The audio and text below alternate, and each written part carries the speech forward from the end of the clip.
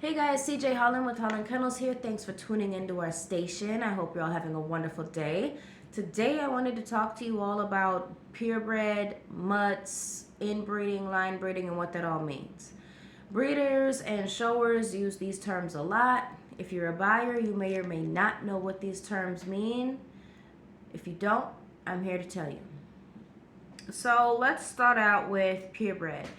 In order for a dog to be officially purebred, it needs to be recognized by an actual registry. So AKC or UKC. All of our dogs are registered through the UKC, so the United Kennel Club. You also have the American Kennel Club. The American Kennel Club does not yet recognize American bullies. AKC takes their time in recognizing certain breeds, and that's okay because they are very picky about a consistency in the dog's look. American bullies actually vary quite a bit. You have 4 major classes. You have the XL, you have the standard, you have the classic, and you have the pocket. Most other breeds of dogs only have maybe 1 or 2 classes. Every now and then you might see like some sort of a spaniel breed with up to 3 classes, but they don't necessarily break them down into classes. If I don't know if that makes, they don't highlight the classes like we do with American bullies. And basically American bullies classes just means there's a height and weight variation, but in terms of the structure and the temperament, everything is all the same. Anyways, back to what a purebred is. And in order to be officially purebred, you have to have breed standards that are set. So one of these top registries says this is the breed standards, this is what the dog looks like, this is what the temperament is like, this is what they're good at, this is what their flaws are, etc. You know when you see this dog that it is an American bully. You know that when you genetically test this dog, it is going to come back as 100% American bully. A lot of people call American bullies mutts, okay? In a way they are. All dogs are mutts, okay? All dogs are mutts because majority of the breeds out here today, in order for them to become whatever breed they are, so for example, a golden retriever had 3 different dogs bred together years ago in order to create this golden retriever, okay? A Labrador retriever. There were multiple dogs that went into creating the Labrador Retriever. In fact, one of the dogs that went into creating the Labrador Retriever was called an English Water Spaniel, and they were long-haired dogs. So the very first Labrador Retrievers were long-haired dogs. They were not short-haired dogs. But the whole point of creating the Labrador Retriever was to have a dog that could swim and hunt and do all the things that that Water Spaniel could do, but had shorter hair. Shorter hair, but a thicker coat that could withstand winter weather. Let's see, we've got different types of the St. Bernard, Chihuahuas. I don't need to get into that. Every breed of dog had multiple breeds of dogs that went into creating this dog, okay? But what really matters is the breed standards that have been set and the consistency that goes into continuing to breed these dogs, okay? So when you talk about a mutt, when breeders talk about mutts, okay? Or when showers talk about mutts, that is a dog who has been outcrossed with another breed, okay? So even though this dog has had multiple breeds go into creating it, the moment you have consistency, because you're not consistently breeding, for example, an American bully has had American Pit Bull Terrier, Staffordshire Terrier, Mastiffs, and American Bulldogs, and other types of bulldogs that went into creating this breed, right? But then you keep breeding down because you take those puppies and you breed those puppies down to puppies that have the same mix. And that's how you get that purified bloodline. You get that purified blood. You get the purified genes. This is what you're creating. Now you have consistency because you're breeding these puppies down, okay? So Now you have an American Bully. Once you have an American Bully, I'm not going to breed my American Bully back to an American Pit Bull Terrier or an American Staffordshire Terrier or a Bulldog or a Mastiff. I'm only going to breed my American Bully back to an American Bully. So that is the difference between a mutt and a purebred dog. Okay? Just like if you take a golden retriever, you're only going to breed a golden retriever back to a golden retriever. That is a purebred golden retriever.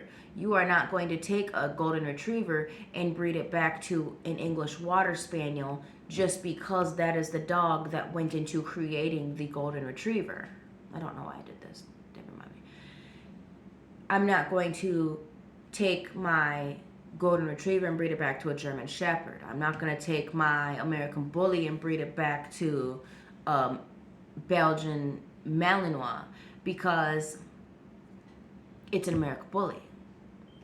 So that is the difference, you guys, between a mutt and a purebred dog.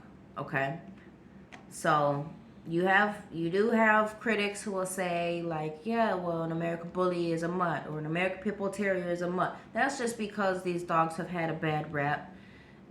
They were used for fighting. They were used for hunting large animals, okay? And they can be vicious, but 90% of a dog's behavior comes from its owners. So just remember that when purchasing a dog or whenever you see another dog, 90% of the dog's behavior is because of the human it's with. Okay? Anyways, we all know what a purebred dog and what a mutt is. A mutt is just a mixed dog, okay? And yes, all dogs in a way are mutts, but the closer you get to consistency, the closer you get to a purebred dog. Okay. Now let's talk about inbreeding and line breeding. Both inbreeding and line breeding are a form of inbreeding, but it is a safer way to lock in a dog's genes. You have breeders who will still inbreed, and I'm not going to say that I recommend or don't recommend it. I say that as long as you study genetics, you pay attention closely to your dog's genetics, it could or could not be a good thing. So I got a little whiteboard here. Never mind the dates on here, but I'm going to kind of try to break it down for you to give you a visual. So let's say we've got the mom and we got the dad, right? So inbreeding. This is inbreeding, okay? You've got the mom and dad. You bred them. Together, mom and dad had, let's say, 3 puppies, okay? 2 are boys. 1 is a girl, okay? So we're going to say boy, boy, girl. What a lot of breeders will do to start out locking in the genes is they'll breed depending on whether or not the dad's genes are stronger than the mom's or the dad's genes are more favorable than the mom's. What most breeders will start off doing is they will start off breeding either their girl puppy back to the dad or one of the male puppies back to the mom. Okay, I'm going to put an M here for mom, D for dad. Okay. Now, what is highly not recommended is breeding brother and sister from the same mom and dad. Okay? So, breeding brother and sister is usually a huge no-no. Some breeders will do it if the gene if they are structurally correct, like in all ways possible. But here's the thing, if there are any flaws, even like minor flaws or flaws that the parents carry or that the puppies carry, it's usually if the parents carry it. If the parents have it, the puppies are carrying it. If you breed these puppies together, male and female, your genes will be doubled, if not tripled. So the good genes are going to be doubled or tripled. So are the bad genes. The bad genes are going to be doubled and tripled. Okay? So that's why they don't recommend breeding brother and sister, because you're getting 2 times or triple times those genes of both sets of genes. Okay? In some cases, though, people do it and their dogs end up looking all right, and they end up being fully functional dogs. But you just have to know your dog's genes, and you have to understand genetics, okay?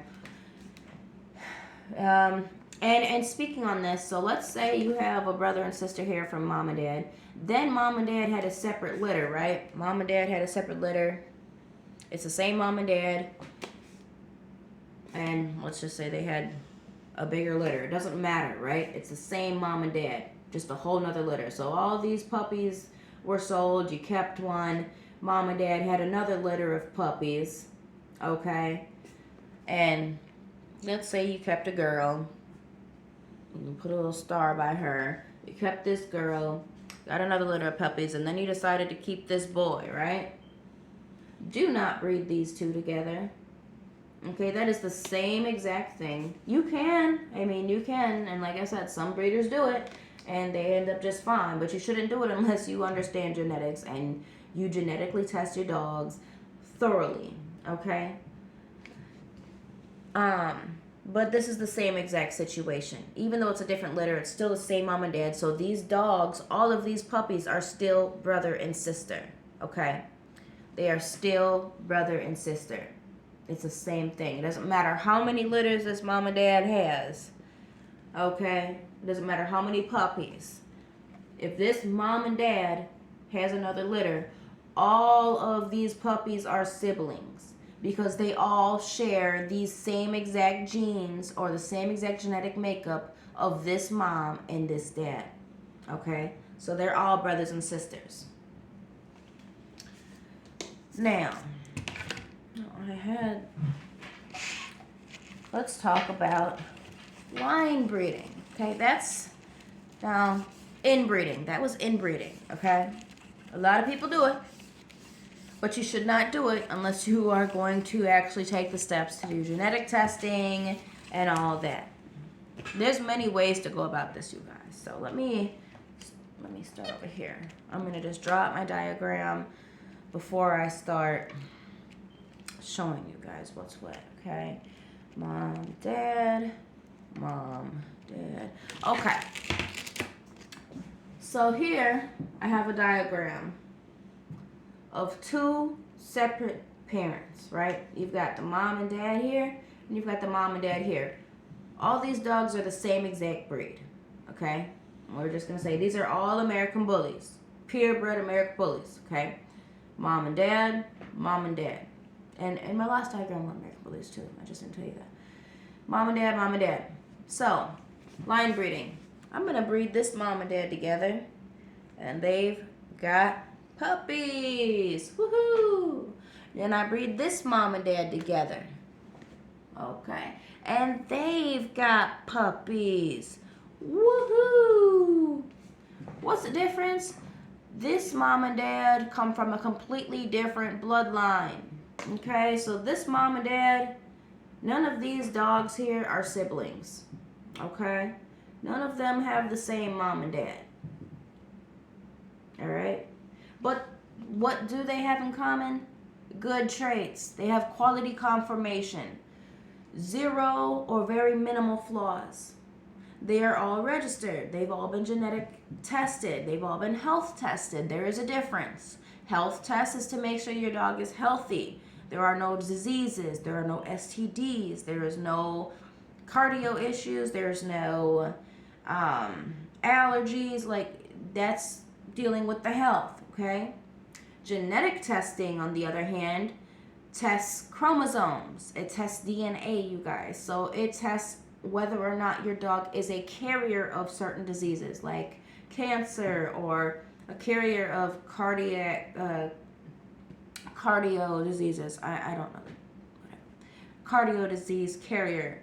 It will tell you your dog's actual color. It'll tell you your dog's breed. It'll tell you if your dog is a hip dysplasia carrier, or if they are prone to hip dysplasia, things of that nature, things that you cannot see or figure out unless it is too late. Your dog is now having issues with this. Oh, let's test them for this. Oh, your dog has this. Whereas genetic testing, you get them genetically tested, you're going to have all of that on paper all together. You know if your dog has a potential of contracting it or is a carrier, whatever. You know if it'll be passed on to your offspring. That is the difference between genetic testing and health testing. So, like I was saying, none of these dogs, none of these parents share the same parents, okay? But they're all quality dogs. Now they both have had a litter. Both sets of parents had a litter. Line breeding, you guys. I am now going to take a puppy from each litter and I'm going to breed them together. Okay? Okay, that was a messed up line. I'm going to breed them together. And now I have a beautiful combination, beautiful pair. And I might take another set of puppies and breed them together. Okay? Now,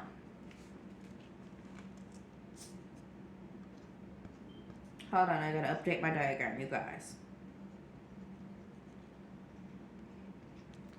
Both sets of the puppies that I kept, I don't know if you can see that. Both sets of the puppies that I kept had a litter. Okay? Now, what some breeders will do is they'll go ahead and breed these puppies back. Okay? Breed these puppies back to lock in the look, lock in the genes, lock in the bloodline. That is how you create consistency, okay? Because they are closely related, but not too closely related, right? They still have an even proportion of both this mom and dad and this mom and dad. Now, what other breeders might do is they might bring in an outside dog. Might be a male, might be a female. And they'll breed that outside dog back to one of the puppies. Their favorite puppy, the one with the best genes, okay? And that is just to wash the bloodline, okay? That's to wash the bloodline. And keep it clean so you don't have too much inbreeding, because like I said, when you inbreed or when you breed closely to the same bloodline, the same family tree, okay, genes tend to double or triple. Good genes and bad genes. So you bring in that outside dog. Now let's say they had puppies. My diagram's kind of all over the place, you guys, but they had puppies. Now you're going to take one of those puppies and breed it back to one of the original puppies. Okay, we're going to breed it back to this puppy here. Sometimes people will take a puppy, like I said before, so that's line breeding, you guys. You can do it multiple ways. It's just basically about understanding genetics. If you decide you want to become a breeder, do your research, ask questions. You're going to have people who hate on you until you don't do it. There's too many breeders enough. But in my personal opinion, you might have a vision that goes way farther than theirs. It doesn't matter if they've been in the game for a long time, okay? You might have a vision that goes way farther than theirs, and you might actually be better than them as a breeder, even though you're just starting out. Everyone's got to start out somewhere. So ask questions. If another breeder's not trying to answer your questions or tries to get smart, then just ignore them. Ask somebody else. There's a lot of good breeders out here, you guys. Anyways, so yeah, that's the difference between inbreeding and line breeding. A lot of inbreeding consists of, and they're both a form of inbreeding, okay? But the way I differentiate them too is inbreeding is sticking strictly with one family line. So one mom and dad, breed back to brothers and sisters, breed back to mom and dad, then breed back those brothers and sisters from that. So actually, I didn't break this one down for you. You've got the mom and dad, right? You remember the first one. You remember the second one. This is the mom and dad. Mom and dad had puppies. Okay? Let's say we breed this puppy back to dad. Oops, got caught on my sweatshirt. All right, now this puppy and dad had puppies, right? If you really, really, really like the dad, you can breed one of those puppies back to the dad. Okay? Or you could breed one of those puppies back to one of these other puppies. Or you could let mom and dad have another set of puppies, literally the same thing as this, just another set of puppies, and breed one of those back to this puppy. Or you could let mom and dad have another set of puppies and breed one of those puppies back to dad. They have puppies. Oops, where am I at here? Bam, bam, bam. They have puppies, and then you breed one of those puppies back to one of these puppies from dad and his first puppy. So mom and dad had puppies, bred it back to dad, they have puppies. You kept one of these puppies. Mom and dad had another set of puppies, you bred dad back to one of those puppies. They had puppies. Okay, you kept one of those puppies, and then you bred both of the puppies from dad's puppies. All right, so that's another form of line breeding. It's close line breeding, but it's still considered inbreeding because it's not consisting of two different families. Okay, it's not consisting of 4 different parents from different bloodlines. Okay, a pedigree, a bloodline, is a family tree. Okay, it's a family tree. So the bloodline, for example, people say Razor's Edge is a bloodline. It is not a bloodline. Razor's Edge Kennels breeds Razor Edge dogs. But the bloodline, you guys, and I guess you could call it bloodline, it's a brand. Okay, Razor Edge is a brand. It is, when you see a Razor Edge dog, a Razor Edge American Bully, you will know it's a Razor's Edge American Bully. Or you see a Remy line American Bully, which was created through using, breeding Razor Edge dogs and other dogs from different kennels. Remy line created their brand of American Bully. When you see a Remy line American Bully or you see a Razor Edge American Bully, you will know it is a Razor Edge American Bully or a Remy line American Bully. They have clean, tight features, okay? And they just, you know what they look like. What was I getting at? Anyways, it's a brand, okay? People call it a bloodline. It's not a bloodline. The bloodline is the pedigree. The bloodline, so let's say, I don't know Razor Edge's dogs' names, but let's say Razor Edge bred their dog Princess and Duke, okay? So Razor Edge's Duke or Razor Edge's Princess. This is the pedigree. Razor Edge's Duke, Razor Edge's Princess is mom and dad, and they had this litter of puppies. Your dog comes from that litter of puppies. That's the bloodline. The bloodline is Duke and Princess and all the other dogs that went into creating Duke and Princess. So Duke and Princess is mom and dad, da-da-da-da-da, okay? It's the pedigree.